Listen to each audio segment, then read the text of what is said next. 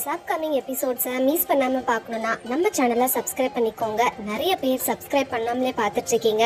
So நீங்கள் subscribe பண்ணுறது எங்களுக்கு ஒரு மோட்டிவேஷனாக இருக்கும். ஸோ ப்ளீஸ் சப்ஸ்கிரைப் பண்ணி சப்போர்ட் பண்ணுங்கள். தேங்க்யூ. எபிசோட் 221. அவன் முதுகுப்புறத்தை பார்த்தபடியே சில நிமிடம் நின்றிருந்த ஷீலா என்ன நினைத்தாளோ ஓடிப்போய் அவனை பின்னாடி இருந்து அணைத்து கொண்டாள்.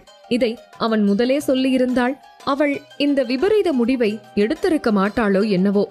ஆடம்பரமும் அளவற்ற காமமும் கொடுக்காத நம்பிக்கையை, உரிமையை, பாசத்தை அவனின் காதல் வரிகள் அவளுக்கு உணர்த்தி விட்டது. அவளின் கண்ணீர் அவன் முதுகை நனைத்தும் கூட பிரகாஷ் திரும்பவில்லை. ஏனென்றால் அவனும் அழுது கொண்டுதானே இருக்கிறான். இருவரும் சில நிமிடம் அப்படியே இருக்க கண்களை மூடி ஆழ்ந்த மூச்செடுத்த பிரகாஷ் தன்னை நிலைப்படுத்திக் கொண்டு முகத்தை அழுந்த துடைத்தவன் அவள் புறம் திரும்பி ஷீலாவை இறுக அணைத்து கொண்டான். அவளும் அவனை அணைத்துக் கொள்ள, ஏய் ரிலாக்ஸ் டி, இப்ப எதுக்கு அழுவுற? இதெல்லாம் தெரிஞ்சது தானே. நான் காதலிக்கிறது உனக்கு தெரியாதா என்ன? இப்பதான் தெரிஞ்சுக்கிற மாதிரி இவ்ளோ ஃபீல் பண்ற என்று அவளை சகஜமாக்க நினைத்து அவன் சிரித்துக் கொண்டே கேட்க அவனை நிமிர்ந்து பார்த்த ஷீலா, நான் உண்மையாவே உன்னை புரிஞ்சுக்காம தான் இருந்துட்டேன் பிரகாஷ் என்று உடைந்த குரலில் சொல்ல அவளின் முதுகை வருடியவன், இப்ப அதை பத்தி பேசி எந்த பிரயோஜனமும் இல்ல ஷீலா, நீ போய் ட்ரெஸ்ஸ மாத்து என்று பிரகாஷ் சொல்ல, நீங்க தானே இதை போட்டு விட்டீங்க, திரும்பவும் நீங்க தான் மாத்தணும் என்று அவள் தலை குனிந்தபடி சொல்ல, அது டைம் ஆயிடுச்சுன்னு ஒரு வேகத்துல மாத்திட்டேன். ஆனா இப்ப அப்படி இல்ல, எனக்கு எந்த வேலையும் இல்ல. அப்புறம் நான் அவ்வளவு டீசன்ட் ஒன்னும் கிடையாது. அதனால நீ மாத்து, இல்ல விபரீதம் ஆயிடும் என்று அவன் சொல்ல, ஏதானாலும் பரவாயில்ல, நீட் யூ பிரகாஷ் ப்ளீஸ் என்று அவள் வெட்கத்தை விட்டு சொல்ல அவளையே ஆழ்ந்து பார்த்த பிரகாஷ், நீ கூட என்ன நீட் பண்ணலாம் ஷீலா என்றான். அவளுக்கு பேச்சே எழவில்லை. என்னதான் காதல் இருந்தாலும் நாளைய நாள் நிலையில்லை என்றாலும் கூட அவளாக போய் அவனை எடுத்துக்கொள்ள மனம் தடுத்தது. தலை குனிந்தபடி அவனிடமிருந்து விலகியவள் அங்கிருந்த அவளின் ட்ரெஸ்ஸை எடுத்து மாற்றிக்கொண்டாள். அவளை பார்த்து வெற்று புன்னகை உதிர்த்த பிரகாஷ் அவனும் வேறொரு ஆடைக்கு மாறியவன் அங்கிருந்த பெட்டிலேயே படுத்து ஏசியை ஆன் செய்ய அவனை புரியாமல் பார்த்தபடி நகைகளை கழட்டிய ஷீலா, பிரகாஷ் வீட்டுக்கு போலையா, இங்கே படுத்துட்டீங்க என்று கேட்க, காலையில போலாம் நீ வா என்று அவன் ஒரு கை நீட்ட அவளும் கடகடவென ஓடிப்போய் அவன் கை சந்தில் படுத்துக் கொண்டாள். அவனின் அருகாமையை ஷீலா அதிகமாக எதிர்பார்த்தாள். ஆனால் அவனுக்கு இப்போது அதில் உடன்பாடு இல்லை. அவனுக்கு தன் மீது காதல் இல்லை, வெறும் உடல் தேவைக்குத்தான் இத்தனை நாள் இருந்திருக்கிறான் என்று ஷீலா நினைத்த பிறகு அதை பிரகாஷ் அறிந்ததிலிருந்து அவளுடன் இருக்க தோன்றினாலும் அவன் அதை ஒதுக்கி விடுகிறான். அவளாய் வாய் திறந்து சொன்னால் கூட அவனுக்கு அதில் ஈடுபாடு இல்லை. இருவரும் வாய் திறந்து வெளிப்படையாக மெடிக்கல் விஷயத்தை பேசிக்கொள்ளவில்லை என்றாலும் கூட இருவரின் அணைப்புமே அத்தனை இறுக்கமாக இருந்தது. பிரகாஷ், என் மேல உங்களுக்கு ஏதாவது கோபமா என்று ஷீலா கவலையாக கேட்க, ஏண்டி அப்படி கேக்குற என்று அவன் கேட்க, இல்ல நீங்க நடந்துக்கிறத பார்த்தா அப்படிதான் இருக்கு என்று அவள் சொல்ல தன் நெஞ்சில் கிடந்த அவளின் நெற்றியில் குனிந்து முத்தமிட்ட பிரகாஷ், அப்ப என் மேலேயும் உனக்கு கோவமா என்று கேட்டான். இல்லையே என்று அவள் உடனே பதில் சொல்ல, அப்புறம் நீ ஏன் தள்ளி நிக்கிற? எப்பவும் நான் தான் உன்னை தேடி வரணுமா? நீ வந்தா என்ன, நான் ஏதாவது நினைச்சுக்குவேன்னு நினைக்கிறியா? அப்படி பார்த்தாலும் புருஷன் பொண்டாட்டிக்குள்ள நினைச்சுக்க அப்படி என்னடி இருக்கு? நான் ஒரு முத்தம் கொடுத்தா கூட அதை வாங்கிக்கிறியே தவிர நீ கொடுத்தாதானே உன்னோட ஃபீலிங் எனக்கு தெரியும். நானே எல்லாத்தையும் செஞ்சா அதுல உன்னோட பங்களிப்பு என்ன இருக்கு? அதை விட உனக்கு எது பிடிச்சிருக்குன்னு எனக்கு எப்படிடி தெரியும்? நீ முதல்ல எல்லாத்தையும் தூக்கி தூர போடு ஷீலா. நம்ம உலகத்துல நம்ம 2 பேர் தான். இந்த 4 சுவத்துல மனசு ஒன்னா இருந்தாதான் உடம்பு ஒன்னாக முடியும். அதுக்கு பேரு தான் உண்மையான தாம்பத்தியம். இத்தனை நாள் அப்படி நினைச்சுக்கிட்டு தான் நான் உன் கூட இருந்தேன்.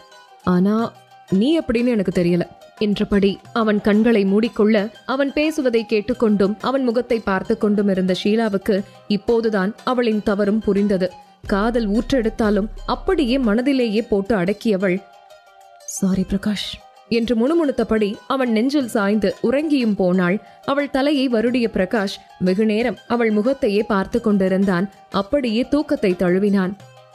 இங்கு ஆதியின் அருகே படுத்துக் கொண்டிருந்த நிஷா பட்டென எழுந்து, நான் தப்பு பண்ணிட்டேங்க, நான் ஒரு கொலைகாரி, நான் ஒருத்தனை கொன்னுட்டேன் என்று அவள் பிதற்றிக்கொண்டே கதறி அழ அதில் அடித்து பிடித்துக் கொண்டு எழுந்த ஆதி, ஏய் நிஷா, ஒன்னும் இல்லடி என்று அவளை தன்னோடு சேர்த்து அணைத்துக் கொள்ள, ஆஹா இல்லங்க, நான் தப்பு பண்ணிட்டேன். வயித்துல குழந்தைய வச்சுட்டு நான் அப்படி ஒரு பாவத்தை பண்ணியிருக்க கூடாது என்று மூடிய அவள் விழிகளில் கண்ணீர் கரை புரண்டு ஓட அவள் சொல்ல, நிஷா, நீ பண்ணது கொலை கிடையாதுடி, அது ஒரு தற்காப்பு. ஒரு பொண்ணை காப்பாத்த நீ பண்ண புண்ணியம். தயவு செஞ்சு அழாதமா என்று சொல்லும் போதே ஆதிக்கு வேதனையில் கண்கள் கரித்தது. இல்லங்க, இல்ல என்று அவள் ஆதி சொல்லும் ஆறுதலை மறுக்க அவளின் முகத்தை கையில் ஏந்திய ஆதி, நீ பண்ணது கொலை இல்லடி, வதம். கடவுள் உன் மூலமா அவனை கொன்னு இருக்காங்க, அவ்வளவுதான். என்னோட நிஷா எப்பவும் தப்பு பண்ண மாட்டா. நான் உண்மையத்தான் சொல்லுவேன், என்னை நம்புடி என்று அவளின் முகத்தை தன்னோடு சேர்த்து அணைத்துக் கொள்ள அவளின் அழுகை கொஞ்சம் கொஞ்சமாக விசும்பலாக மாறி அமைதியானது. ஆழ்ந்த உறக்கத்தில் இருந்த ஆதிக்கு நிஷாவின் இந்த நடவடிக்கை தூக்கத்தையே முற்றிலும் கலைத்துவிட்டது. அவள் சந்தோஷை கொன்றதிலிருந்து அப்படித்தான் இருக்கிறாள். அதனால்தான் அன்று தேவிகா எழுந்ததும் மயங்கி விழுந்தது. அத்தோடு ஆதி வந்த பிறகுதான் இவளின் இந்த நடவடிக்கை அவனுக்கு தெரிய வந்தது.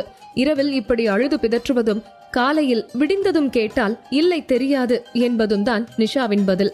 ஆம், உண்மையாகவே அவளுக்கு இருக்கும் பிரச்சனை அவள் அறியாத ஒன்று. அவளை பொறுத்தவரை சந்தோஷ் ஒரு குற்றவாளி, ஒரு பெண்ணை பலாத்காரம் செய்ய பார்த்தவன். அந்த சூழலில் அவள் செய்தது மிக சரியே. ஆனால் அவளின் மென்மையான குணத்திற்கு அது தெரியவில்லை போலும். கொலை கொலைதானே, குற்றம் குற்றம்தானே என நினைத்துக் கொண்டு இரவில் இருக்கிறாள். அவனும் சைக்கியாட்ரிஸ்டிடம் கன்சல்ட் செய்து பார்த்து விட்டான். அதன்படி இப்போது ஓரளவு அவள் குணமாகி இருக்கிறாள். ஆரம்பத்தில் ஆதிக்கு தூக்கமே இருக்காது. எப்போதும் எச்சரிக்கையாகத்தான் இருக்க வேண்டும். இன்று வேலை பழுவால் சற்று தூங்கிவிட்டான். அதற்குள் இப்படியாகிவிட்டது. அவளை தனியாக விட்டு நாடு கடந்து சென்றிருக்க கூடாது என்று ஆதிக்கு ஒவ்வொரு நாளும் நிஷா அவளை அறியாமல் உணர்த்தி கொண்டிருக்கிறாள். இதனால் அவளுக்கும் சரி, குழந்தைக்கும் சரி எதுவும் ஆகக்கூடாது என்று அவன் மனதில் 1000 யோசனையில் மூழ்கி தூக்கத்தை தொலைத்தவன் நிஷாவை தலையணையில் மெல்ல கிடத்திவிட்டு அவள் முகத்தையே பார்த்தான். இரு ஜோடிகளும் கவலையாகவும் கண்ணீரோடும் இருக்க நிலவு மகள் இவர்களுக்கு வெளிச்சம் தரவே விரைவாக மறைந்து வெய்யோனை இந்த பூமிக்கு அனுப்பி வைத்தாள். காலை பொழுது இவர்களின் வாழ்வில் விடியலை ஆசிர்வதிக்கவே பிறந்தது. நாட்கள் அதன் போக்கில் நகர நாளைய தினம் வளைகாப்பு நாளாக இருக்க இன்று அனைவரும் ஆதி வீட்டில் கூடினர். வளைகாப்பும் ஆதியின் வீட்டில்தான் நடக்க இருந்தது. அது மண்டபத்தை விட பிரம்மாண்டமாக பெரிய மாளிகை போன்ற வீடுதான். அதோடு சேர்த்து அலங்கார தோரணையும் கட்டப்பட்டு விழா கோலம் பூண்டிருந்தது. நிஷா குளித்துவிட்டு தலை துவட்டி கொண்டு கண்ணாடி முன்பு நின்றிருக்க அவளை பின்னாடி இருந்து இறுக கட்டி கொண்டான் ஆதி. நிஷா சிரித்தபடி அவன் புறம் திரும்பினாள். என்ன சார், காலையிலேயே ரொமான்ஸ் மூடா? ஆனா வீடு ஃபுல்லா ஆட்கள் இருக்காங்க, நம்ம இப்படி இருக்கிறது சரியில்லை. நகருங்க என்று சொல்லிவிட்டு அவனை பிடித்து நிஷா இடையே நிறுத்த மீண்டும் வந்து அவளை காந்தம் போல ஒட்டி கொண்ட ஆதி,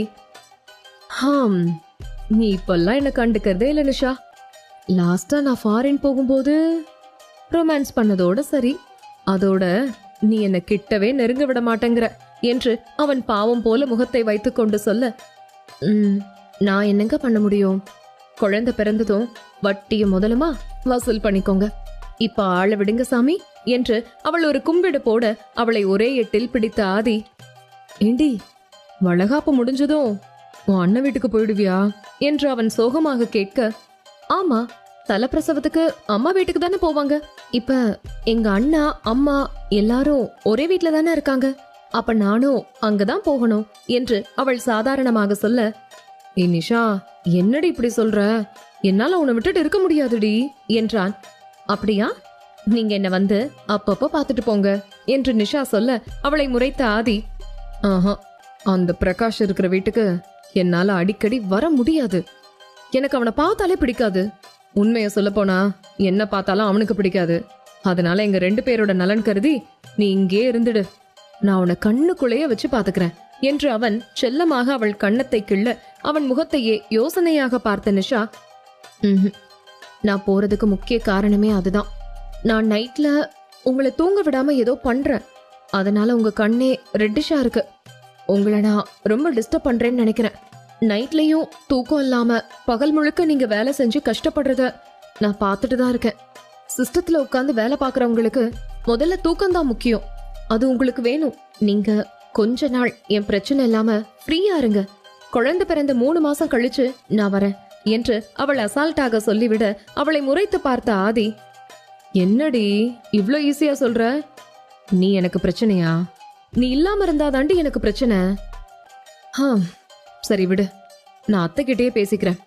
நீ உங்க வீட்டுக்கு போற எண்ணத்தை மறந்துடுடி செல்லம் என்று அவளின் கன்னத்தை கிள்ளி சொன்னவன் அங்கிருந்து வெளியே செல்ல போக அவன் சட்டை காலரை பிடித்து நிறுத்திய நிஷா நக்கலாக புருவம் உயர்த்த அவளை சிரித்தபடி பார்த்த ஆதி, என்னடி வாண்டடா வம்புக்கு வர? ஏதாவது மாமாவை கவனிக்க போறியா என்று கண்கள் மின்ன அவன் கேட்க, எங்க அம்மா கிட்ட பேசினாலும் ஒத்துக்க மாட்டாங்க. இது ஒரு சடங்கு. அவங்க சொன்னாலும் நான் கேட்க மாட்டேன். நான் போக தான் போறேன். எங்க வீட்டுக்கு போக எனக்கு ஆசை இருக்காதா என்ன? அதனால நீங்க இத பத்தி அவங்க கிட்ட பேசாதீங்க என்று அவள் கராராக சொல்ல அவளை அழுத்தமாக பார்த்த ஆதி, என்ன விட்டுட்டு ஜாலியா என்ஜாய் பண்ணலாம்னு பிளான்ல இருக்க. ஓகே, ஓ விருப்பம் என்றவன் அங்கிருந்து செல்ல போக மீண்டும் அவன் முன்பு வந்து நின்ற நிஷா, என்ஜாயும் இல்ல ஒரு மண்ணாங்கட்டியும் இல்ல, நீங்க கொஞ்ச நாள் ஃப்ரீயா இருங்க என்று அவள் சொல்ல, எனக்கு ஒன்னும் அக்கறை தேவையில்ல என்று சொல்லிவிட்டு அவன் முகத்தை திருப்பிக் கொள்ள அவன் முகத்தை வலுக்கட்டாயமாக தன்னை பார்க்க செய்த நிஷா, உங்களுக்கு தேவையில்லனாலும் நான் கொடுத்துட்டு தான் இருப்பேன் என்று அவன் உயரத்திற்கே எக்கி முத்தமிட்டாள். ஆதி லேசாக அவளின் இடுப்பை பிடித்திருக்க அவள் முத்தம் கொடுக்கும் வரை அதில் ஆழ்ந்திருந்தவன் அவள் பிரியும் நேரத்தில் இவன் தொடர ஆரம்பித்திருந்தான். இந்த பக்கம் செல்வாவோ, இவளுக்குதான் ஒன்னும் சரிப்பட்டு வரல போல. 2 மாசம் மெடிக்கல் லீவ்ல இருந்தா இப்ப வளகாப்புக்கு 1 வாரம் லீவ் எடுத்திருக்கா. இல்ல நான் தெரியாம தான் கேக்குறேன், 1 வாரம் என்னடி பண்ண போற? நம்ம கல்யாணத்துக்கு கூட நீ அத்தனை நாள் லீவ் எடுக்கலையே என்று அவன் நக்கலாக கேட்க திருவென முழித்த அஞ்சலி, அதெல்லாம் நீங்க எதுக்கு கேக்குறீங்க? நான் என் ட்ரெஸ் எல்லாம் பேக் பண்ணிட்டேன், உங்க ட்ரெஸ்ஸையும் எடுத்து வச்சுட்டேன், வாங்க போலாம் என்று அவள் இடுப்பில் கை வைத்துக் கொண்டு அவனை கூப்பிட, என்னடி ஓவரா போற? வரலனா என்னடி பண்ணுவ? அதிகாரம் தூள் பறக்குது. நீ கூப்பிட்டா நான் வரணுமா என்று அவன் திமிராக கேட்க, என்ன கமிஷனர் சார், ஆரம்பத்துல இருந்தே ராங்காவே பேசிட்டு இருக்கீங்க. நாம இப்ப போனாதானே அவங்களுக்கு ஏதாவது வேலை செஞ்சு ஹெல்ப் பண்ண முடியும். மண்டபத்திலேயா இருந்தா பரவாயில்ல, வீட்ல நடக்கிற ஃபங்க்ஷனுக்கு நம்ம முன்னாடி போய் நின்னாதானே நல்லது என்று எப்போதும் இல்லாமல் அஞ்சலி பொறுமையை இழுத்து பிடித்து கொண்டு பேச, ஓ அப்படியா? ஆனா நீ என்ன வேலை செய்ய போறன்னு தான் எனக்கு தெரியல.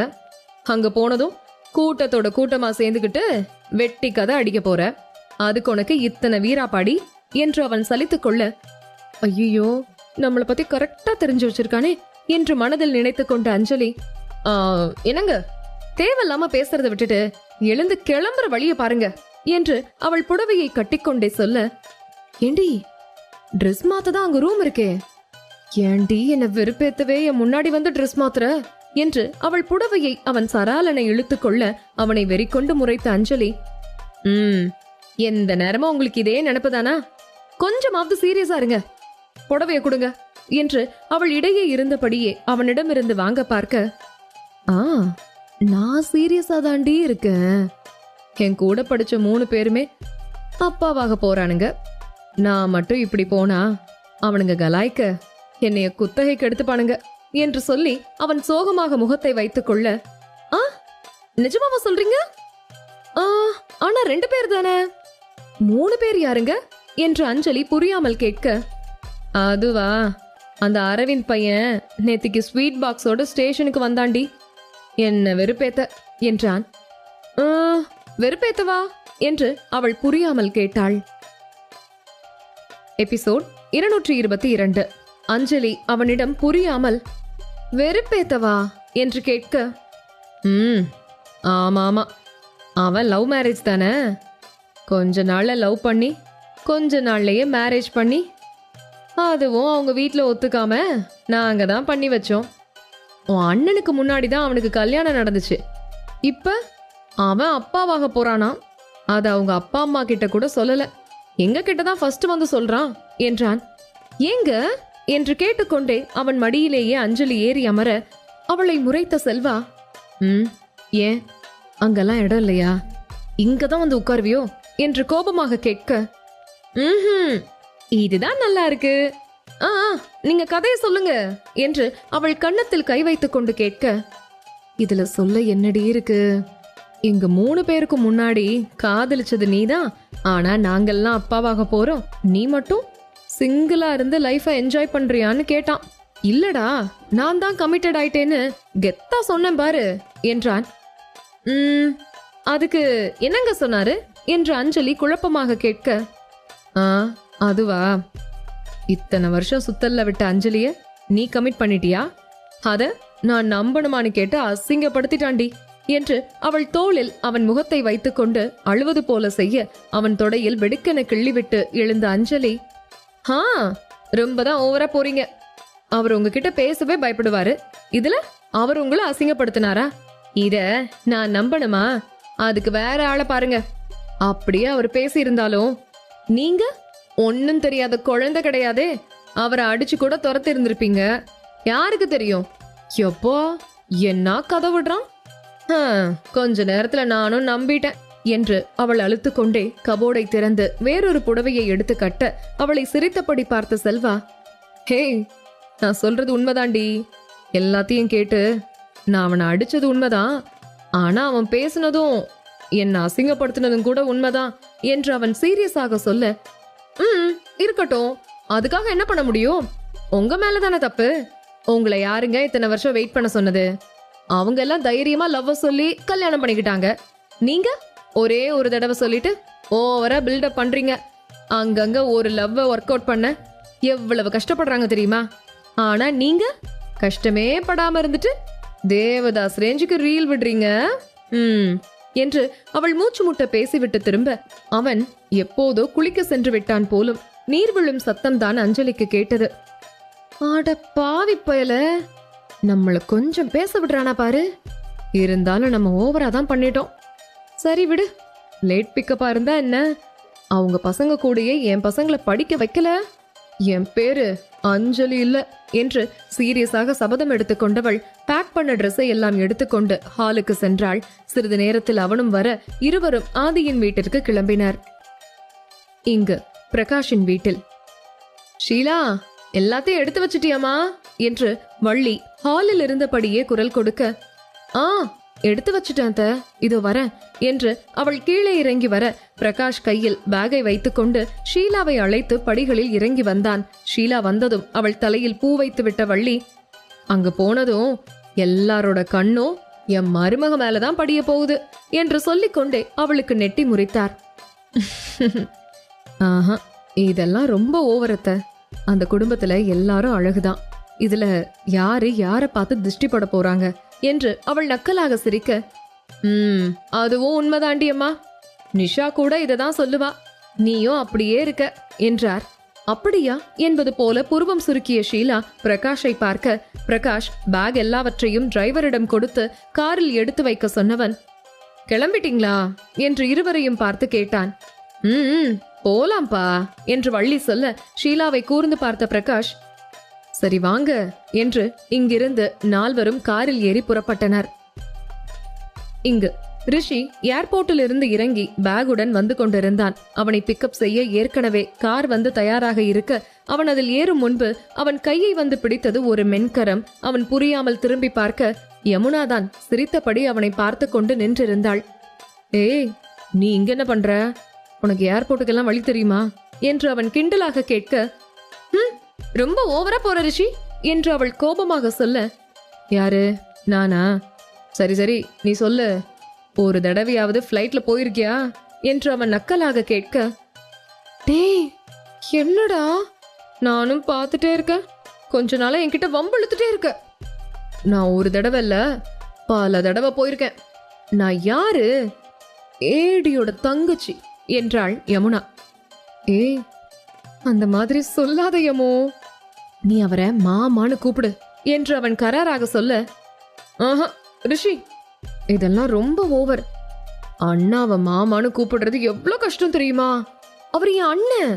அது எப்பவும் நம்ம உறவை பாதிக்காது. நான் எல்லார் முன்னாடியும் அப்படி கூப்பிட மாட்டேன், போதுமா என்று அவள் சொல்ல அவனுக்கு கோபத்தில் சிவந்த அவளின் மூக்கை மிகவும் பிடித்துவிட அதை லேசாக பிடித்து ஆட்டியவன், சரி சரி, எப்படியோ கூப்பிடு எந்த நேரமும் என் கோபத்தை ஒண்ணும் இல்லாம பண்றதே உன் வேலையா போச்சு என்று அவன் சிரிக்க, ஐயடா சரி வா நம்ம ஒன்னா போலாம் என்று அவள் ஸ்கூட்டியை பார்க்க, ஏன் அம்மு எந்த நேரமும் இந்த ஸ்கூட்டில தான் சுத்துவியா, காரெல்லாம் எடுத்துட்டு வர மாட்டியா என்று அவன் கிண்டலாக கேட்க, அவனை முறைத்த யமுனா, நீ தானடா ஸ்கூட்டில உன் கூட போறதே ஒரு கிக்கா இருக்குன்னு சொல்லுவ என்று அவள் புரியாமல் கேட்க, சொல்லுவேன் தான், ஆனா அது உன் இடுப்பை பிடிச்சுக்கிட்டு வர்றதுக்கு அப்படி சொல்லுவேன். இப்பதான் நம்ம கொஞ்சம் முன்னேறி கிஸ் வரைக்கும் போயிட்டோமே, அதான் கார்ல என்று அவன் இழுக்க, அவனை கொலைவெறியோடு முறைத்த யமுனா, அன்னைக்கு ஏதோ ஆக்சிடென்டா நடந்துடுச்சு, திரும்ப திரும்ப எல்லாம் அதை எதிர்பார்க்காத, பிச்சுடுவேன் பிச்சு என்று அவள் விரல் நீட்டி எச்சரிக்க, அவள் விரலை பிடித்து கொண்ட ரிஷி, என்ன யமோ ஓவரா பேசுற, அன்னைக்கு மட்டும் வெக்கப்பட்ட என்று அவன் பாவமாக கேட்க, சுற்றி கண்களை படரவிட்ட யமுனா, டேய் உனக்கு வெக்கமாவே இல்லையா, எந்த இடத்துல எப்படி பேசிட்டு இருக்க, நீ எப்படி வேணாலும் வந்து சேரு, நான் போறேன் என்று அவள் நடக்க, காரை திறந்து டிரைவரிடம் பேக்கை கொடுத்துவிட்டு போக சொன்ன ரிஷி யமுனாவிடம் ஓடி அவளுக்கு முன்பாக போய் ஸ்கூட்டியில் அமர்ந்து கொள்ள, அவன் முதுகிலேயே பட் பட் என்று அடித்த யமுனா, இதத்தானே நான் முதல்ல சொன்னேன், உனக்கு கொழுப்பு ரொம்ப அதிகமாயிடுச்சு என்று அவள் அழுத்துக் கொள்ள, ஏய் முதல்ல உட்காரு யமோ என்று அவள் திட்டுவதை காதில் விழாதவன் போல அவன் வண்டியை ஸ்டார்ட் செய்ய, ச்சே இவன் என்ன டிசைனோ தெரியல என்று முணுமுணுத்துக் கொண்டே யமுனா அவன் பின் சீட்டில் ஏறி அமர்ந்தாள். பேக்கை காரிலேயே கொடுத்து அனுப்பிவிட்டான் ரிஷி.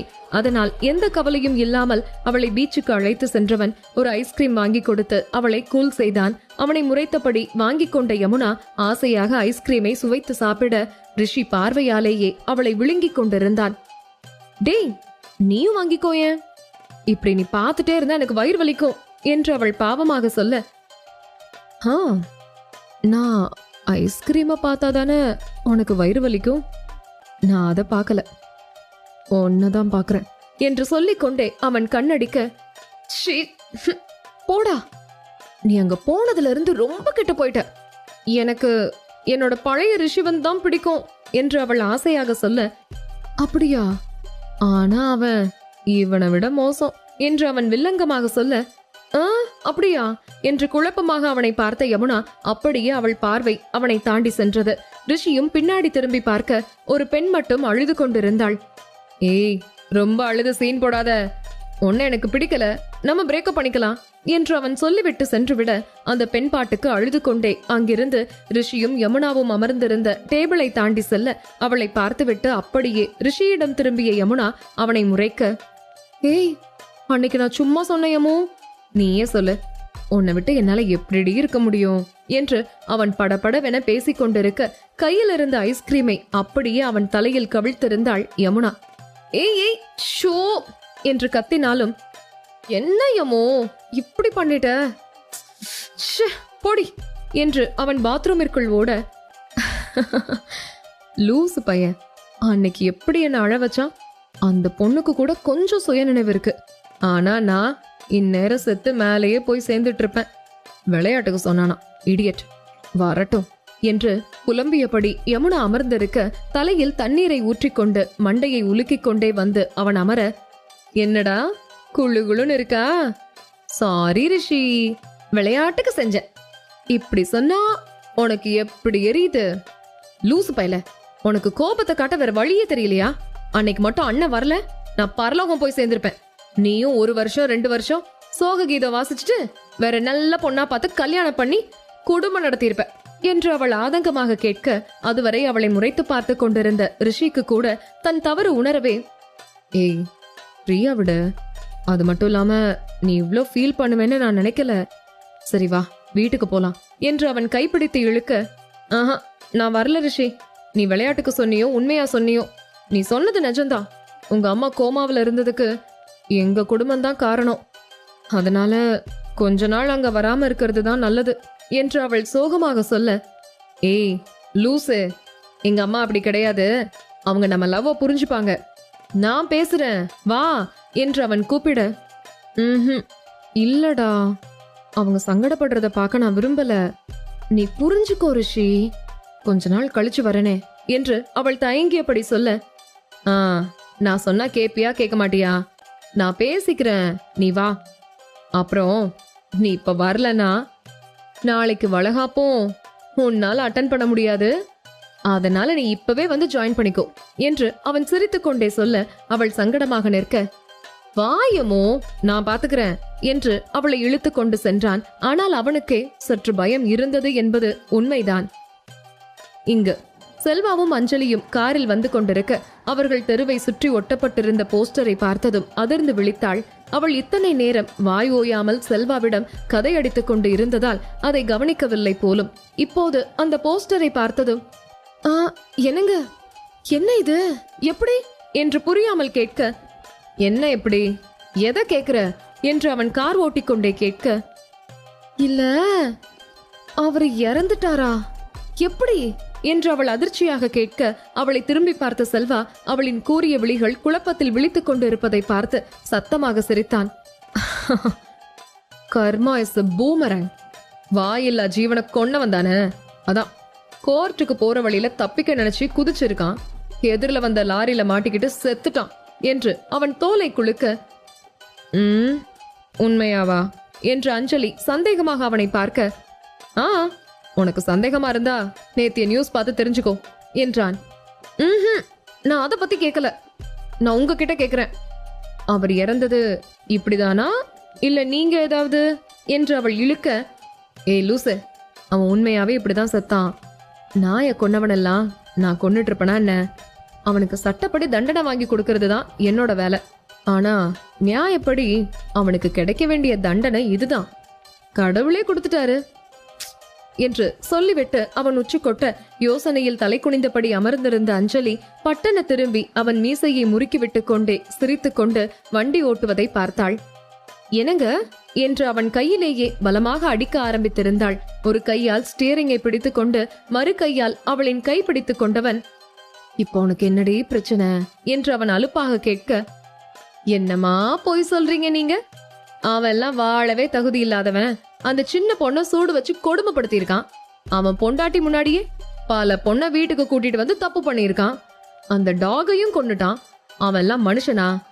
நான் கூட நீங்க அவனை அரெஸ்ட் பண்ணிட்டு போனதும் அவங்க பொண்டாட்டி அவனை வெளியே எடுக்க சொல்லி ஸ்டேஷனுக்கு வந்திருப்பாங்கன்னு நினைச்சேன். ஆனா அவங்க சொல்றத கேட்கும் போது எவ்வளவு அருவருப்பா இருந்துச்சு தெரியுமா? நீங்க அவனை போட்டு தள்ளலன்னா நானே அவனை கொன்னுட்டு இருப்பேன் என்று அவள் சீரியஸாக பேச சத்தமாக சிரித்துக் கொண்டிருந்தான் செல்வா. எபிசோட் 223. அஞ்சலி சொன்னதை கேட்டு சத்தமாக சிரித்துக் கொண்டிருந்தான் செல்வா. அவனை மூச்சு வாங்க முறைத்த அஞ்சலி, இப்ப எதுக்கு சிரிக்கிறீங்க என்று கோபமாக கேட்க, இல்ல நீ லாஸ்டா சொன்னியே நானே கொன்னுட்டு இருப்பேன்னு, அத நினைச்சேன், சிரிச்சேன் என்றான். அவளுக்கும் அதை ஒரு நிமிடம் நினைத்து பார்த்து சிரிப்பாக இருக்க, இங்க பாருங்க, நான் ஒன்னும் பயந்தாங்குழி எல்லாம் கிடையாது, கொஞ்சம் தைரியசாலிதான் என்று அவள் சங்கடமாக நெளிந்து கொண்டே சொல்ல,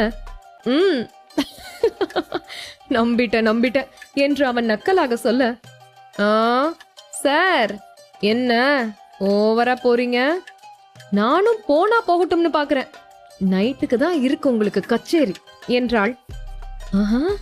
அப்படியா, எனிதிங் ஸ்பெஷல் என்று அவன் அஞ்சலியை திரும்பி பார்க்க எச்சிலை விழுங்கிய அஞ்சலி, ஸ்பெஷல் எல்லாம் ஒன்றும் கிடையாது, ரொம்ப நாள் ஆச்சா, அதான் இன்னைக்கு நான் எங்க அம்மா கூட படுத்துக்கிறேன் என்று அவள் சங்கடமாக சொல்ல பட்டன சடன் பிரேக் போட்டு காரை நிறுத்திய செல்வா அவளை திரும்பி பார்க்க அவள் சீட் பெல்ட் அணிந்திருந்ததால் இடித்துக் கொள்ளாமல் அவனை முறைத்து பார்க்க அவளை கூர்ந்து பார்த்தவன், அத்தை கூட தானே, போய் படுத்துக்கோ, எனக்கு நோ ப்ராப்ளம் என்று சொல்லிவிட்டு அவன் வண்டியை எடுக்க அவன் பதிலில் அதிர்ந்த அஞ்சலி, நிஜமாவா என்று சந்தேகமாக கேட்க, ஓ எஸ், உனக்கு ஃபீலிங் இருக்குல்ல அஞ்சலி, நீ போய் அத்தை கூடவே படுத்துக்கோ என்று அவன் நக்கலாக சொல்ல, இல்ல நீங்க போய் தானே சொல்றீங்க என்று அவள் பாவமாக கேட்க, ஐயோ இல்லடி, உண்மையத்தான் சொல்றேன், இன்னைக்கு இல்ல, நம்ம உங்க வீட்டுல இருக்க போற எல்லா நாளும் அத்தை கூட படுத்துக்கோ, ஓகே, உனக்கு அதுல ஜாலி தானே என்று கேட்டு அவளை பார்த்து செல்வா கண்ணடிக்க அவனை முறைத்த அஞ்சலி, அப்போ உங்களுக்கு எந்த பிரச்சனையும் இல்லையா என்று கவலையாக கேட்க, ஷோ பைத்தியமாடி நீ, நான் தான் சொல்லிட்டே இருக்கனே, நீ அத்தை கூடயே படுத்துக்கோ என்றான். "ஹம், என்னங்க, நான் கோவக்காரின்னு உங்களுக்கு தெரியும்ல. இனிமே நீங்க கூப்பிட்டாலும் நான் வரமாட்டேன். தினமும் என்னை தூங்க விடாம டார்ச்சர் பண்ணிட்டு இப்ப போக சொல்லி விரட்டி விடுறீங்க. ஹம், இதுதான் உங்க காதலா என்று அவள் உதட்டை பிதுக்க அதற்குள் வீடே வந்துவிட்டது. அவள் முகத்தை பார்க்காமல் நேராக சென்று போர்டிகோவில் காரை நிறுத்தியவன் சீட் பெல்ட்டை கழட்டியபடி அவள் புறம் திரும்ப அவள் இன்னும் அதே அழுகாட்சியாக அமர்ந்திருக்க அவள் உதட்டை பிடித்து வருடியவன், நீ அம்மா கூட போய் படுக்க போறேன்னு சொன்ன. சரி, நீ ஃபீல் பண்ணக்கூடாதுன்னு போன்னு சொன்ன. இதுல என் தப்பு என்னடி இருக்கு? சரி, போகாதன்னு சொன்னா அம்மா கூட இருந்தாதானே உனக்கு அந்த அருமை தெரியும்னு கேப்ப. எதுக்கு தேவையில்லாம நமக்குள்ள ஆர்கியூமெண்ட்? நீ போய் அவங்க கூட டைம் ஸ்பெண்ட் பண்ண. நான் உன்னை கேட்க போறதில்ல. நீ எப்படி இருந்தாலும் ஹாப்பியா இருந்தா அது எனக்கு போதும், ஓகே என்று அவள் நெற்றியில் அவன் முத்தமிட அவன் சட்டையை பிடித்து தன் முகத்தருகே இழுத்த அஞ்சலி பாரபட்சமே இல்லாமல் அவன் கன்னத்தை பிடித்து கடிக்க, ஓ ஏய் விடுடி என்று அவளிடமிருந்து அவன் எழ மீண்டும் அவனை இழுத்து மென்மையாக அவன் உதட்டில் முத்தமிட்டாள். இது ஓகே என்று அவனும் ஆசையாக அவளுக்கு முத்தம் கொடுத்து கொண்டிருக்க சில நிமிடம் நீடித்த முத்தம் மூச்சு முட்ட அவனிடமிருந்து பிரிந்த அஞ்சலி, நான் எப்போ உங்ககிட்ட அந்த மாதிரி கேட்டேன்? அம்மா கூட இருந்தாதான் அந்த அருமை தெரியுமான்னு என்று அவள் கோபமாக கேட்க, நீ அப்படி கேட்டதில்ல, பட் ஒரு ஃப்ளோல அப்படி கேட்க வாய்ப்பு இருக்கு என்று அவன் சொல்லிவிட்டு எழ அஞ்சலியின் முகம் யோசனையிலும் கவலையிலும் ஆழ்ந்தது. அவன் பின்னாலேயே ஓடியவள் அவன் கைக்குள் தன் கரத்தை கோர்த்து கொண்டாள்.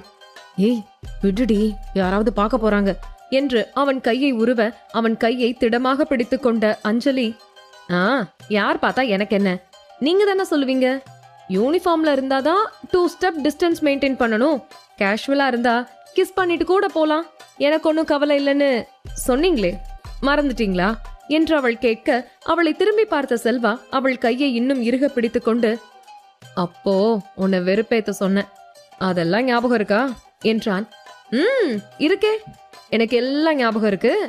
நீங்க என்ன முதல் தடவை பார்த்ததுல இருந்து முதல் தடவை கிஸ் பண்ணது வரைக்கும் எனக்கு எல்லாம் ஞாபகம் இருக்கு என்று அவள் கண்களில் காதல் பொங்க சொல்ல அவன் வீட்டு வாசலில் நிற்கிறோம் என்பதையே மறந்து அவளை இழுத்து கட்டி கொண்டான். அவளும் சளைக்காமல் அவன் முதுகை வருடினாள்.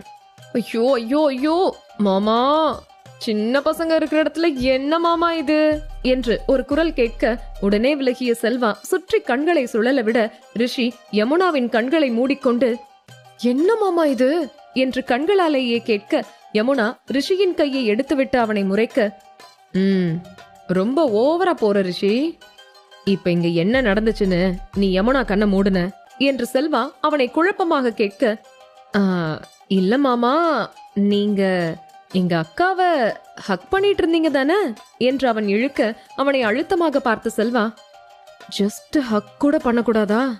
இதெல்லாம் ஓவர். அப்புறம் உன் கதையெல்லாம் வெளியே தெரிஞ்சா நாரிடும், பாத்துக்க. வெக்கங்கெட்ட குடும்பமா இருக்க என்று முணுமுணுத்தபடி அவன் உள்ளே செல்ல ரிஷியை முறைத்த அஞ்சலி, டேய் உனக்கு கொஞ்சமாவது அறிவு இருக்கா?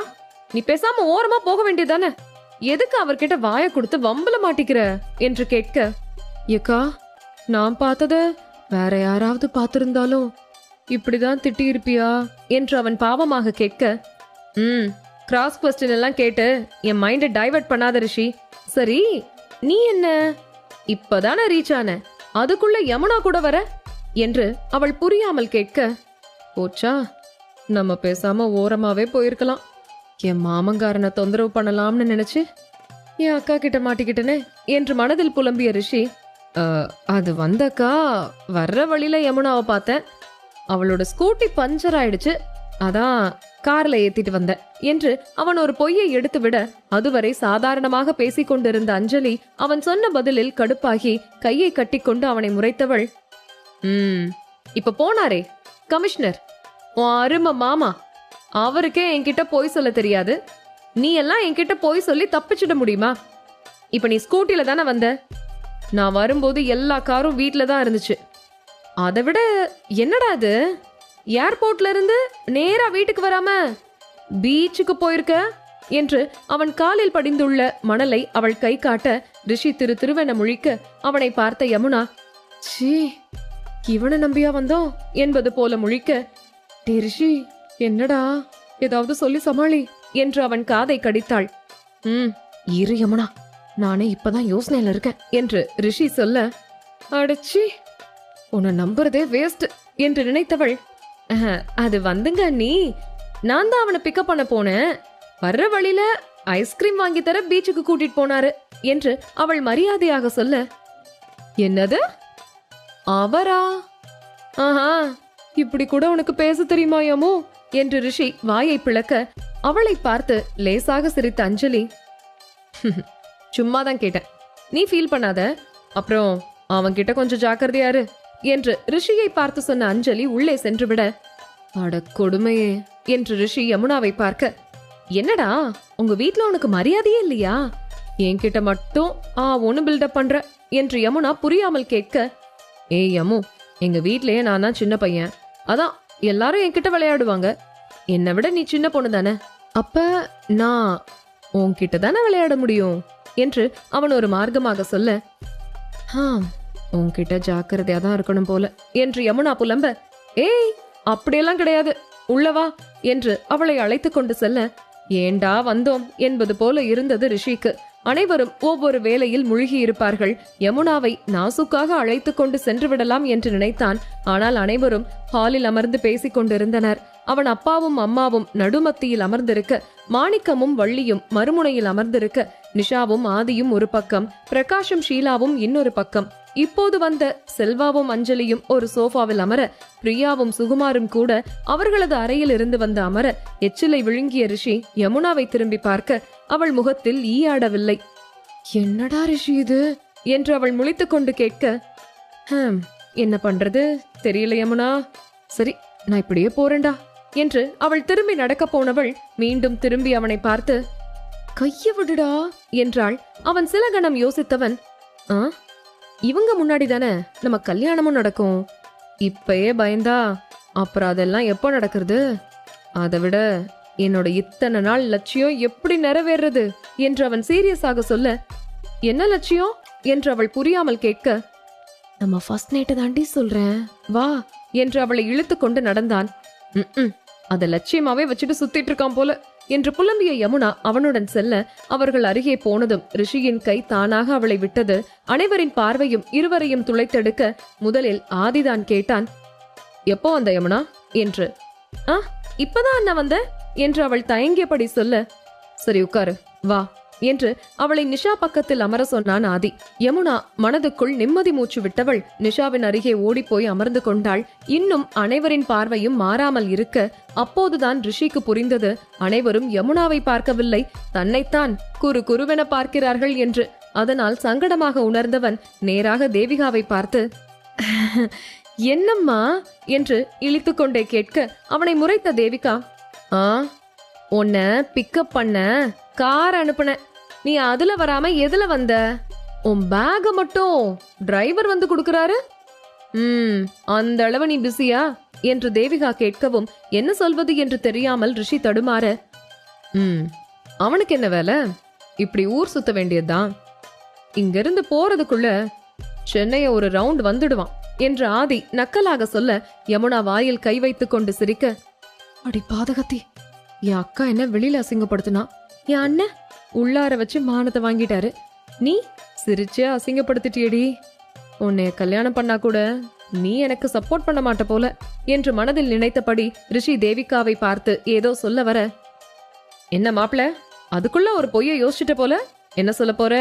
என்று சுகுமார் ஒரு எதிர்பார்ப்போடு அவனை பார்க்க தலையை சொரிந்த ரிஷி, இந்த மாமனுங்க தொல்ல வேற, என்னால தாங்க முடியலையே, கடவுளே என்ன காப்பாத்து என்று அவன் விட்டத்தை பார்த்தபடி மானசீகமாக ஒரு வேண்டுதலை வைக்க, அத்த அவனே இப்பதான் வந்திருக்கான், சின்ன பையன்தானே விடுங்க, ரிஷி நீ போய் ஃப்ரெஷ் அப் ஆயிட்டு வா என்று நிஷா அவன் வயிற்றில் பாலை வார்ப்பது போல பேச, அவன் முகம் பளிச்சிட, சரிங்க அண்ணி என்று திரும்ப போனவனை, என்னது இவன் சின்ன பையனா, போன மாசம்தான் வெக்கமே இல்லாம அப்பா எனக்கு எப்ப கல்யாணம் பண்ணி வைப்பீங்கன்னு என்கிட்ட வந்து கேட்டான், நானும் யோசிச்சு செய்யலான்னு இருந்தேன், ஆனா இவன் நடந்துக்கிறத பார்த்தா பொறுப்பு இல்லாம இருக்கான் போல, இவனுக்கு எப்படி கல்யாணம் பண்ண முடியும் என்று அருணாச்சலம் அவனை ஒரே அடியாக வாரிவிட, திருமணம் என்றதும் காலுக்கு சடன் பிரேக் போட்டு நின்ற ரிஷி, அப்பா அம்மா என்ன மன்னிச்சிடுங்க,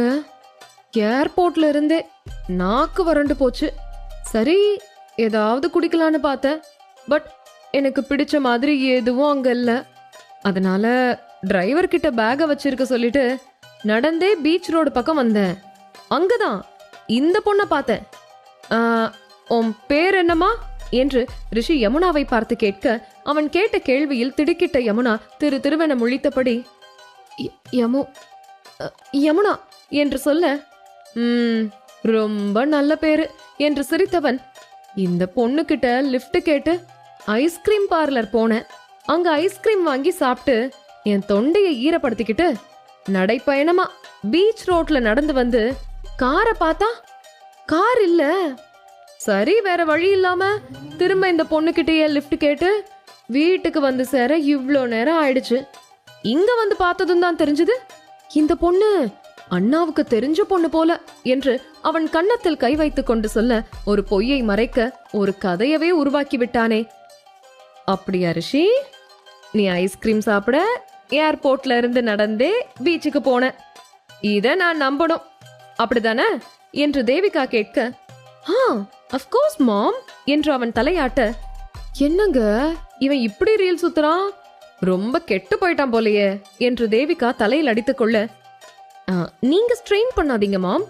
ஒரு பொண்ணு, ஐ மீன் இந்த மாதிரி ஒரு பொறுப்புள்ள பொண்ணா பார்த்து எனக்கு கட்டி வச்சீங்கன்னா அவளே என்ன பாத்துப்பா என்று அவன் யமுனாவை கை காட்டி சொல்ல, சுத்தி வளைச்சு உன் தம்பி மூக்க தொட்டுட்டான் போல என்று செல்வா அஞ்சலியின் காதில் கிசுகிசுக்க, பின்ன எல்லாரும் உங்களை போலவா 7 வருஷம் வெயிட் பண்ணிட்டு இருப்பாங்க, அவனை பாத்தீங்களா எப்படி போட்டு உடைச்சிட்டான் என்று அஞ்சலி பெருமையாக சொல்ல, அதே நேரம் தேவிகா பட்டன எழுந்து ரிஷியின் கன்னத்தில் ஓங்கி ஒரு அறை விட அனைவரும் அதிர்ந்து போய் பார்த்தனர். எபிசோட் 224. அந்த அறை ரிஷி எதிர்பார்த்ததுதான் என்பது போல நின்றிருக்க, தேவிகா என்று அருணாச்சலம் பதற்றமாக அழைக்க, நீங்க சும்மா இருங்க என்று கோபமாக சொன்ன தேவிகா அதே முகத்துடன் ரிஷியிடம் திரும்பி, என்னடா இத்தனை பேர் முன்னாடி இப்படிதான் பேசுவியா?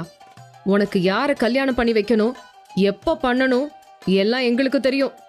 நீ பெரிய மனுஷனாட்ட பேச வேண்டிய அவசியம் இல்ல, ஒழுங்கா உள்ள போ என்று அவர் கர்ஜனையாக சொல்ல, அங்கிருந்த அனைவருக்கும் இப்போதுதான் ஒன்று புரிந்தது.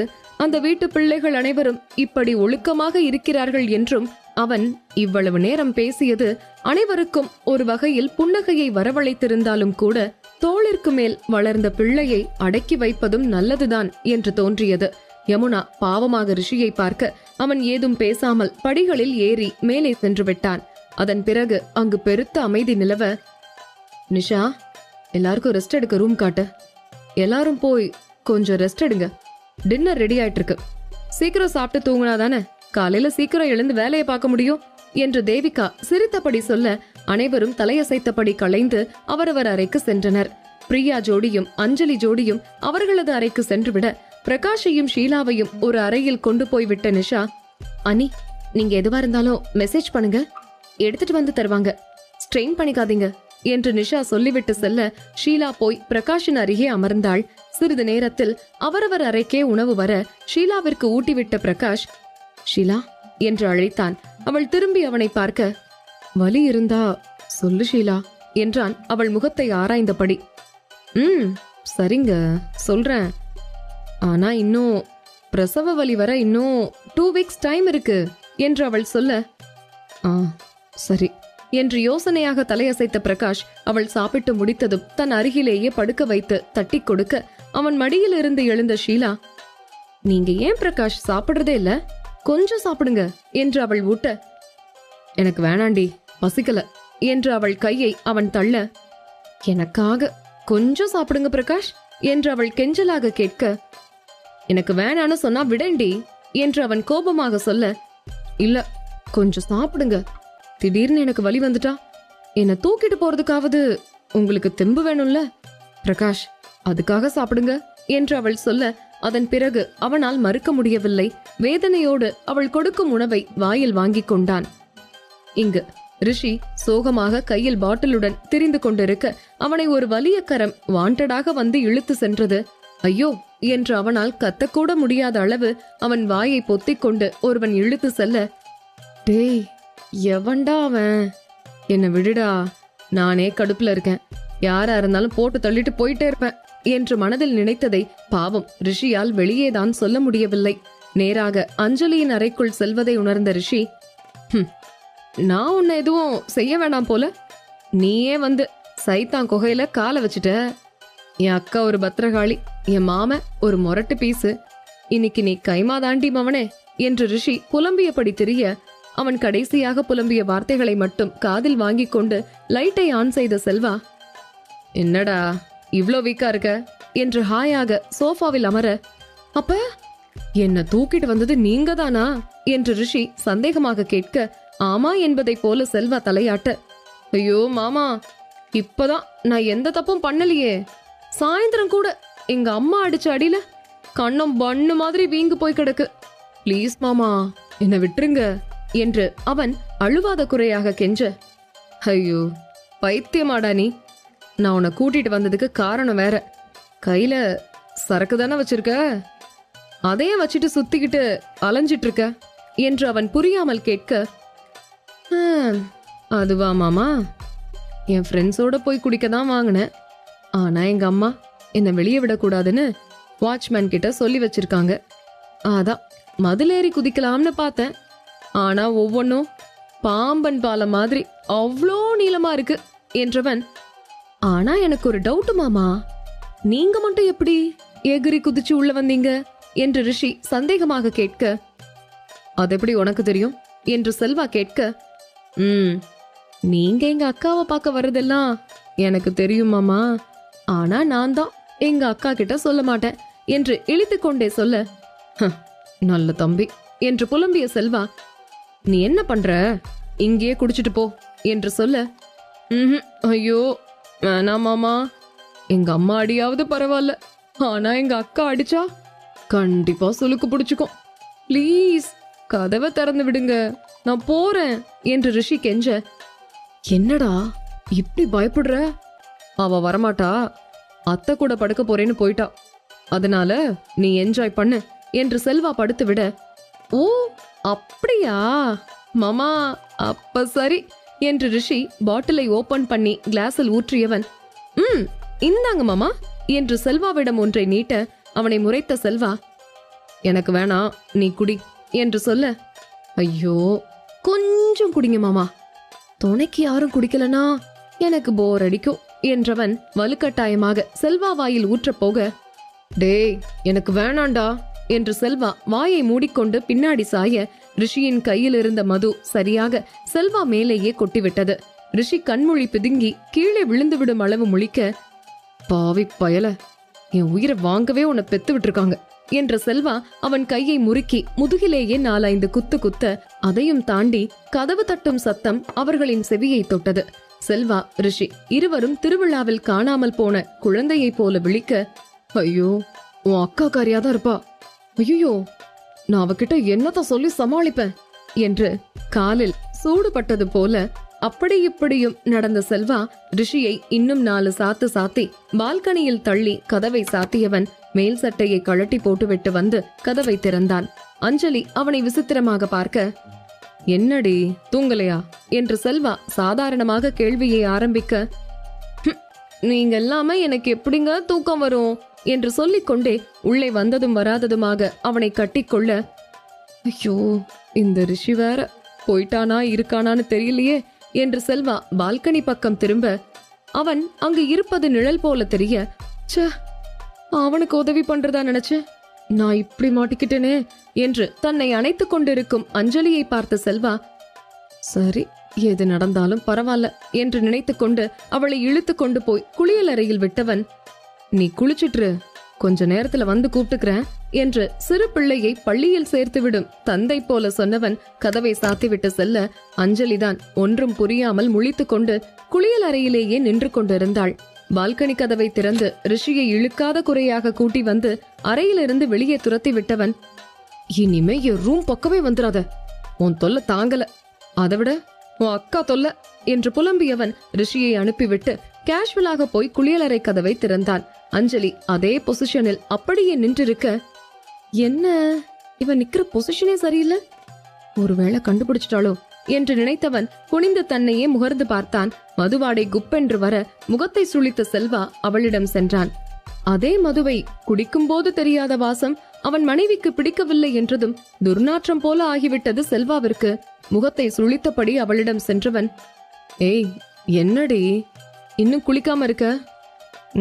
கழட்டு கழட்டு என்று சொல்லிக்கொண்டே அவன் ஷவரை திறக்க அவனை தடுத்து நிறுத்திய அஞ்சலி, என்ன கழட்டணும், நான் தான் ஏற்கனவே குளிச்சிட்டனே, நீங்களும் குளிக்க தேவையில்ல வாங்க என்று அவன் கைப்பிடித்துக் கொண்டு அஞ்சலி வெளியே இழுக்க, ஐயோ இவ செம்ம மூடல இருக்கா போலையே, கட்டி பிடிச்சாலே கண்டுபிடிச்சிடுவா என்று உறுதியாக நம்பிய செல்வா, ஏய் நில்லுடி, புருஷ சொன்னா கேட்க மாட்டியா, கொஞ்சம் கூட மரியாதையே கொடுக்க மாட்டேங்கிற என்று அவன் கோபமாக காட்டிக்கொள்ள, என்ன என்று அவள் புரியாமல் அவனை பார்த்தவள், என்னங்க ஆச்சு உங்களுக்கு என்று அவனை நெருங்க அவளை அப்படியே பிடித்து இழுத்து சுவரில் சரித்தவன் ஷவரை திறந்து விட்டிருந்தான்.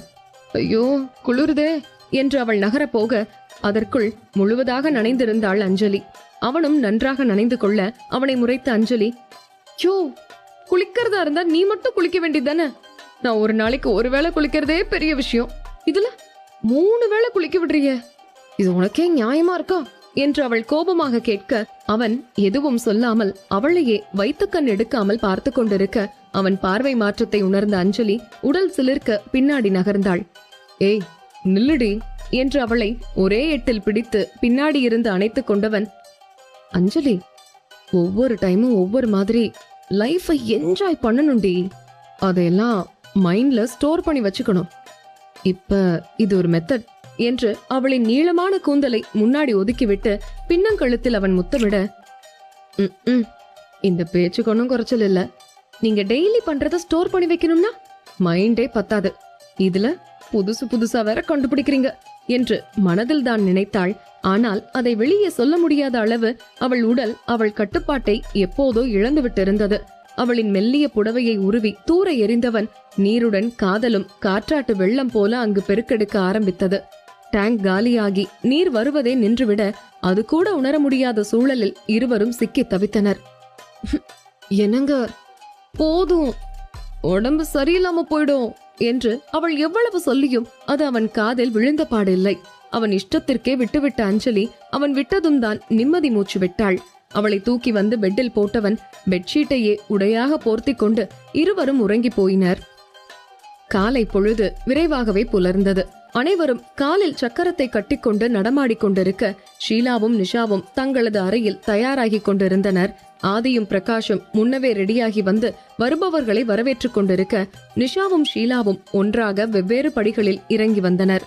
டேய் பாட்டு போடுடா என்று யமுனா ரிஷியிடம் சைகை செய்ய ரிஷியும் ஒரு மெமரி கார்டை எடுத்துக்கொண்டு போய் பாட்டை போட்டு ஆன் செய்து விட்டான்.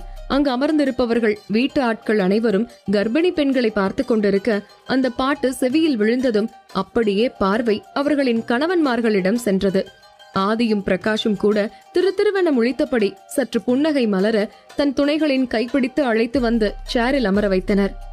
டேய் எந்த பாட்டை போட சொன்னா, எந்த பாட்டை போட்டிருக்க என்று யமுனா ரிஷியை முறைக்க, சரி விடுடி இதுவும் நல்லா தானே இருக்கு என்று அவன் பாட்டை ரசிக்க ஆரம்பித்து விட்டான். ஒரு கணவனும் சரி ஒரு ஆணும் சரி எப்படியெல்லாம் ஒரு பெண்ணை மதிக்க வேண்டும், குடும்பத்தை தாங்க வேண்டும் என்று அந்த பாடல் வரிகள் அழகாக கூறும். அது எழுத்து வடிவத்தை விட ஒலி வடிவத்தோடு கேட்கும் போது இன்னும் இனிமைக்கு இனிமை சேர்க்கும். நிஷா அதிலிருந்த ஒவ்வொரு வரியையும் ஆதியிடம் ஒப்பிட்டு பார்த்தாள். ஒன்றில் கூட குறை சொல்ல முடியாத அளவுதான் அவன் இருந்திருக்கிறான். தன்னவன் தன் கணவன் அவனை புகழதான் வார்த்தைகள் ஏது? தன்னை மட்டும் நினைத்து கொண்டு கண்ணியமாக இருப்பதிலும் சரி, தன்னை விட்டு விலகி இருக்க முடியாமல் இருப்பதிலும் சரி, கடினப்பட்டு உழைத்து சம்பாதித்து குடும்பத்தை காப்பாற்றுவதிலும் சரி, தன் பெற்றோர்களுக்கு மரியாதை கொடுப்பதிலும் சரி, அதைவிட தன்னை எப்போதும் முகம் சுளிக்காமல் கொஞ்சுவதிலும் சரி, அவனுக்கு நிகர் அவனேதான்.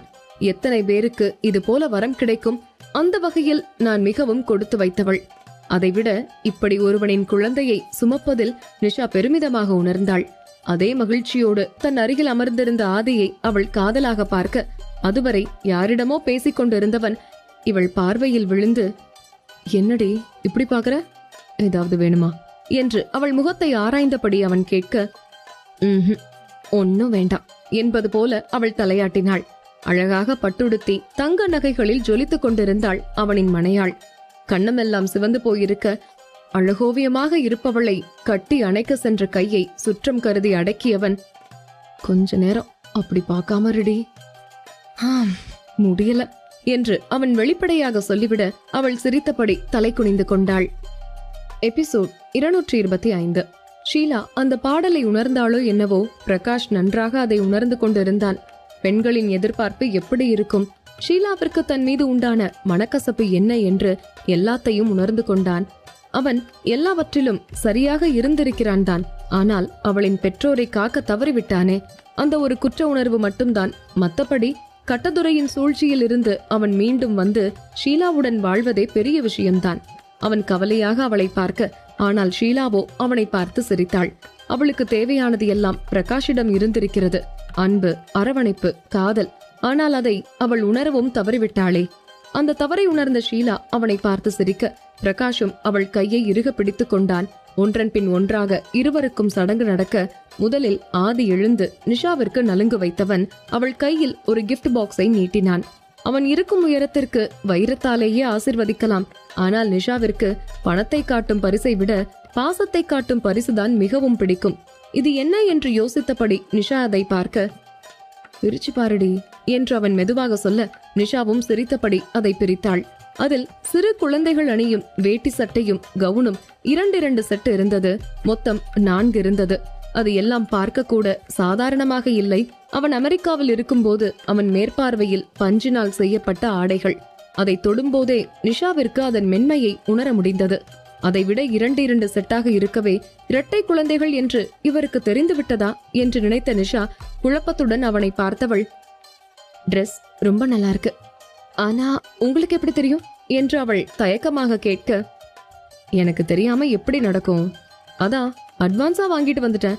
நம்ம 4 பசங்களும் இத போட்டா எப்படி இருக்கும் என்று அவன் கண்கள் மின்ன கேட்க, என்ன 4 பசங்களா என்று நிஷா புரியாமல் முழிக்க, என்னடி முழிக்கிற, எனக்கு 4 பிள்ளைங்க வேணும், அதனாலதான் இது.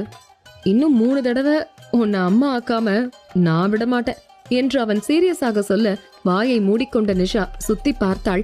நல்ல வேளை யாருக்கும் அவன் பேசியது கேட்கவில்லை போலும். ஆனால் காதில் வாங்கியவர்களும் நிஷாவை போல வாயில் கை வைத்துக் கொண்டு அவனை பார்த்து கொண்டிருந்தனர்.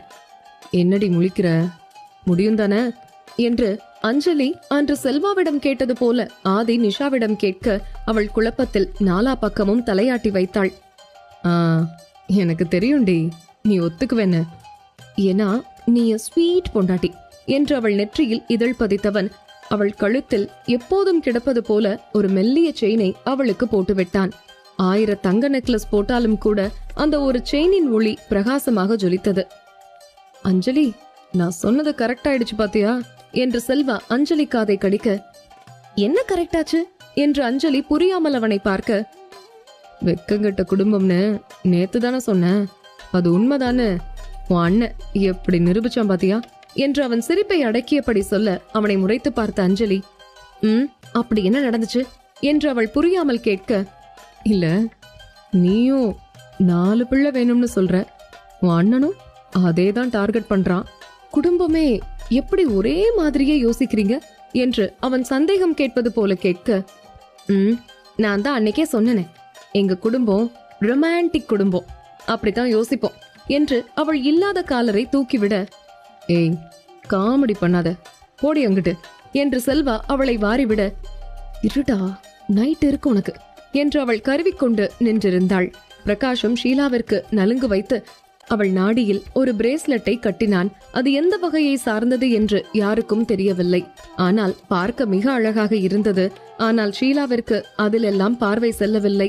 அவன் முரட்டு இதழில் இருந்து ஒரு முத்தம் கிடைத்தால் போதும் என்று நினைத்தாள். அவனும் அவள் ஏக்க பார்வையை அறிந்தவன் போல அவள் நெற்றியில் லேசாக முத்தமிட்டான். அதற்கே ஷீலாவின் முகம் 1000 வாட்ஸ் பல்பாக பிரகாசித்தது. அவளின் புன்னகையை பார்த்த பிரகாஷ் சற்று நேரம் நிம்மதியடைந்து இயல்பாக இருக்க ஆரம்பித்தான். பின் பெரியவர்கள் அனைவரும் ஒன்றன் பின் ஒன்றாக நலுங்கு வைத்து இருவரையும் வாழ்த்த அங்கு கலகலப்புக்கு பஞ்சமே இல்லாமல் நேரம் ஓடியது. ரிஷியை லேசாக சுரண்டிய யமுனா, கொஞ்சம் தள்ளி வா என்பது போல சைகை செய்ய அவளை பார்த்து வெட்க புன்னகை உதிர்த்த ரிஷி, என்ன இன்னைக்கு மழை வர போகுதா என்று முணுமுணுத்தபடி அவளிடம் போய் நின்றான். அவள் கண்ணம் சிவக்க நின்றிருக்க பிங்க் நிற லெஹங்காவில் தேவதையாக ஜொலித்த தன் யமுவை கண்குளிர ரசித்த ரிஷி, ஹே யமு, என்னடி இப்படி வெக்கப்படுற? இதெல்லாம் புதுசா இருக்கே என்று அவன் குஷியாக சொல்ல, நானும் குஷியாதான் இருக்கேன் ரிஷி என்று அவள் கூற, ஏன் யமு என்று அவன் ஆர்வமாக கேட்க,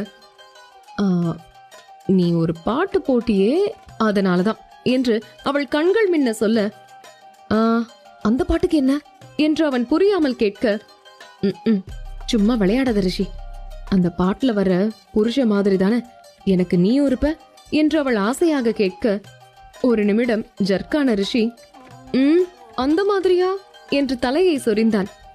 என்னடா முழிக்கிற, அப்படி இருக்க மாட்டியா என்று யமுனா பாவமாக கேட்க, ஏய் யமு, ரிலாக்ஸ், நான் உனக்காக கண்டிப்பா அப்படிதான் இருப்பேன், ஐ மீன் அப்படி இருக்க ட்ரை பண்றேன் என்று அவன் நிதர்சனத்தை சொல்ல, என்ன ட்ரை பண்ண போறியா? அப்ப இப்ப வரைக்கும் நீ அப்படி இல்லையா என்று அவள் கேட்க, ஏய் கல்யாணத்துக்கு அப்புறம் தாண்டி அப்படி இருக்க முடியும். எனிவே யமு, நேத்து எங்க அம்மா அடிச்சது கண்ணம் பழுத்துருச்சு, திரும்ப அடி வாங்க என்னால முடியாது, அதனால நம்ம இங்க பேசிக்கிறது சரியில்லை, பாய் யமு என்று அவன் எஸ்கேப் ஆகிவிட்டான். இவன் பேச்சே சரியில்லை, பாயப்புள்ள எதுனா மறைக்குதோ என்று நினைத்த யமுனா, சரி பாத்துக்குவோம் என்று தன்னைத்தானே தேற்றிக் கொண்டாள். அனைவரும் நலுங்கு வைத்து முடித்ததும் நிஷாவும் ஷீலாவும் சற்று சோர்வாக உணர அவர்களை வேறொரு நாற்காலியில் அமர வைத்து குடிக்க ஜூஸ் கொடுக்கப்பட்டது. பின் அவர்கள் அமர்ந்த சேரிலேயே பிரியாவையும் அஞ்சலியையும் அமர வைத்து வளையல் அடுக்கினார்கள். அடுத்து அவர்கள் கர்ப்பமாக வேண்டும் என அனைவரும் மனதார ஆசிர்வதிக்க, அஞ்சலியை பொறுத்தவரை சிரித்தபடி அங்கு அமர்ந்து செல்வாவையே வெறித்து பார்த்து கொண்டிருந்தாள். இவ எதுக்கு இப்படி பாக்குறா, இவளுக்கு இந்த சடங்கெல்லாம் தேவையே இல்ல என்று செல்வா நினைத்து கொண்டு நிற்க, பிரியாவோ மனக்குழப்பத்திலும் வேதனையிலும் அமர்ந்திருந்தாள். சுகுமாரின் தங்கை சுகுணா அவளை எந்நேரமும் கொடுமைப்படுத்திக் கொண்டிருக்கிறாள். இப்போது கூட, அனி உங்களுக்கு எப்போ வளகாப்பு நடத்துவாங்க என்று அத்தனை பேர் மத்தியில் நக்கலாக கேட்டுவிட்டாள். ஒரு ஆர்வத்திலோ ஆசையிலோ அவள் கேட்கவில்லை. அவளை அசிங்கப்படுத்த வேண்டும் என்றே அப்படி கேட்டு வைக்க, பிரியா பதில் சொல்வதற்கு முன்பு அங்கிருந்த நிஷாவை பதில் சொன்னாள். இன்னும் அவளுக்கு கல்யாணம் ஆகி 1 வருஷம் கூட ஆகல, அதுக்குள்ள என்ன அவசரம்? அவங்க லைஃபை என்ஜாய் பண்ணிட்டு அப்புறமா அதை பத்தி யோசிப்பாங்க. சின்ன பொண்ணு, உனக்கு அதை பத்தி தெரியாது. இந்த மாதிரி கூட்டத்துல நின்னுக்கிட்டு அதிக பிரசங்கத்தனமா பேசுறது தப்பு என்று அவள் முகத்தில் அரைந்தார் போல சொல்ல, அண்ணி விடுங்க, ஏதோ தெரியாம கேட்டுட்டா என்று பிரியா வேறு வழி இல்லாமல் சொல்ல, தெரியாம தானே கேட்டா, அதனாலதான் உன் நிலைமைய தெரிய வச்ச, இப்ப புரிஞ்சுப்பா, சின்ன பொண்ணு என்று நிஷா நக்கலாக சொல்ல, சுகுணா அவமானத்தில் அங்கிருந்து ஓடிவிட்டாள். அண்ணி சூப்பரா சொன்னீங்க, இந்த அக்காவுக்கு ஒண்ணுமே தெரிய மாட்டேங்குது, தெரியாம பேசுறது எது, வேணும்னு வம்பு இழுக்கிறது எதுன்னு, இது ரெண்டுத்துக்கும் அவளுக்கு வித்தியாசமே கண்டுபிடிக்க தெரியல. நீங்க அவளை கேட்கலனா நானே சண்டை வாங்கியிருப்பேன் என்று அஞ்சலி ஆதங்கமாக சொல்ல, பிரியா அமைதியாக நின்றிருந்தாள். இப்போதும் அதே சிந்தனை தான் அவள் மனதில் ஓடிக்கொண்டிருந்தது. நாம கொஞ்சம் சுயமரியாதையோடு நடந்து கொள்ள வேண்டுமோ என்று தோன்றியது. அவளிடமெல்லாம் பேச்சு வாங்க கூடாது என்று பிரியாவிற்கு இப்போதுதான் உரைத்தது. அதே நேரம் அவமானத்தில் கருவிக்கொண்டிருந்த சுகுணா ஒருவனை சுற்றி சுற்றி சைட் அடித்துக் கொண்டிருந்தாள். முதலில் ஆதியை பார்த்து வியந்த அவளின் கண்கள், அதன் பிறகு ஆதியின் மனைவிக்குத்தான் வளைகாப்பு, அதுவும் இப்போது தன்னை அசிங்கப்படுத்தியவள்தான் அவனின் மனைவி என்று தெரிந்ததும் இது தனக்கு செட் ஆகாது என்று நல்ல பிள்ளையாக விலகியவள் அவனது சாயலிலேயே இருந்த ரிஷியின் பின்னால் சுகுணாவின் மனம் அலைபாய்ந்தது.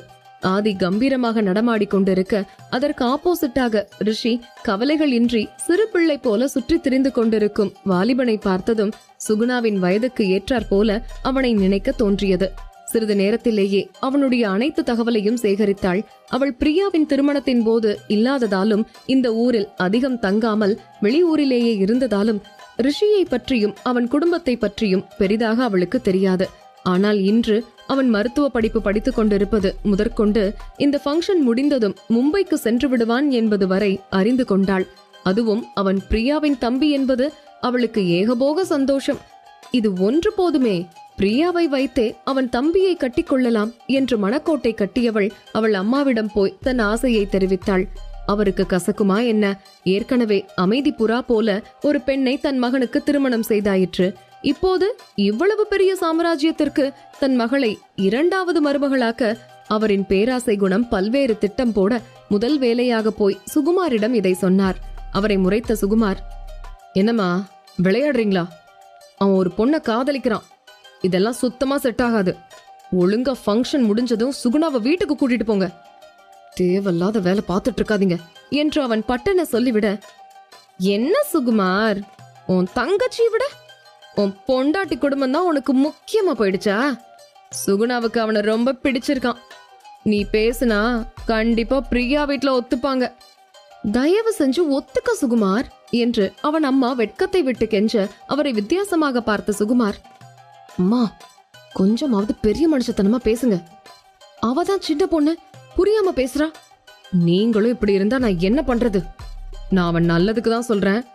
ரிஷிக்கும் அவளுக்கும் சுத்தமா செட் ஆகாது. நானே அவளுக்கு வேற மாப்பிள்ள பாக்குறேன். ப்ளீஸ்மா, இந்த விஷயத்தை இதோட விட்டுருங்க என்று சுகுமார் சொல்லிவிட்டு சென்றுவிட, இதையெல்லாம் ஒட்டு கேட்டுக்கொண்டு ஓரமாக நின்றிருந்த சுகுணா, என்னம்மா அண்ணன் இப்படி சொல்லிட்டு போறாரு? என் மேல அவனுக்கு பாசமே இல்ல என்று சுகுணா உதட்டை பிதுக்க, என்னடி வளர்ற? அந்த ரிஷி வேற ஒருத்தைய காதலிக்கிறானா? அதனாலதான் உன் அண்ணன் ஒத்துக்க மாட்டேங்கிறான். அது தெரியாம அவனுக்கு பாசம் இல்லைன்னு சொல்லிட்டு இருக்க. நீயும் அவனை மறந்துட்டு வேற வேலைய பாரு என்று அவள் அம்மா சொல்ல, அதில் சற்று கவலையே தோய்ந்த சுகுணா இன்னும் மனம் தளராமல், இன்னொருத்தைய காதலிச்சா என்னம்மா? இப்ப எல்லாரும் காதலிச்சவங்களையா கல்யாணம் பண்ணிக்கிறாங்க? சந்தர்ப்ப சூழ்நிலை எப்படி எப்படியோ மாறுது. அதுக்கு தகுந்த மாதிரி நம்மளும் மாறிக்கணும் என்று அவள் குட்டையை குழப்ப, இப்ப நீ என்னடி சொல்ல வர என்று அவளின் அம்மா புரியாமல் கேட்க, இங்க பாருமா, போன வருஷம் வரைக்கும் அப்பா இந்த வீட்டு கணக்கு பிள்ளை. ஆனா இப்ப சம்மந்தி ஆயிட்டாரு. அண்ணன் இந்த வீட்டோட மாப்பிள்ளை. நானும் ரிஷிய கல்யாணம் பண்ணா இந்த வீட்டு மருமகளாயிடுவேன். அப்புறம் நீ எப்ப வேணாலும் இங்க வரலாம். நம்ம ஜென்மத்துக்கும் பணக்காரங்களாவே வாழ ஆரம்பிச்சிடலாம். பொண்ணு கொடுத்து பொண்ணு எடுக்கிறது எவ்வளவு பெரிய விஷயம், அதுவும் அருணாச்சல குடும்பத்துல. நல்லா யோசிச்சு பாரு என்று சுகுணா ஏத்திவிட, அவருக்கு அதில் அதிக ஆசை பிறந்தாலும் ஒரே பெண்ணாயிற்றே. பணத்துக்கு ஆசைப்பட்டு வாழ்க்கை கெட்டுவிட்டால் என்ன செய்வது என யோசித்தவர், நீ சொல்றதெல்லாம் சரிதான் சுகுணா, ஆனா உன் வாழ்க்கை கெட்டுடுமே என்று அவள் கவலையாக சொல்ல, அதெல்லாம் நான் பாத்துப்பேமா. இப்போதைக்கு அந்த பிரியா கிட்ட பேசி அவங்க வீட்டுல பேச சொல்லுங்க. முதல்ல நிச்சயத்தை முடிங்க. அதுக்கப்புறம் அந்த ரிஷியை நான் பாத்துக்கிறேன். என்னோட வழிக்கு நான் அவனை கொண்டு வந்துருவேன் என்று அவள் கண்கள் மின்ன சொல்ல, சுகுணா உற்சாகமாக பேசும் தைரியத்தில் அவருக்கும் உத்வேகம் பிறக்க பிரியாவிடம் பேச சென்றார். சுகுணாவும் நிம்மதி பெருமூச்சை விட்டவள் அவள் வேலையில் முழுவதுமாக ஈடுபட்டாள். அதுதான் ரிஷியை சைட் அடிப்பது. இந்த எபிசோட் உங்களுக்கு பிடிச்சிருந்தா அந்த வீடியோக்கு ஒரு லைக் பட்டன் கொடுங்க. அண்ட் இந்த மாதிரி தொடர்ந்து வீடியோஸ்க்கு நம்ம சேனலை சப்ஸ்கிரைப் பண்ணிக்கோங்க. தேங்க்யூ.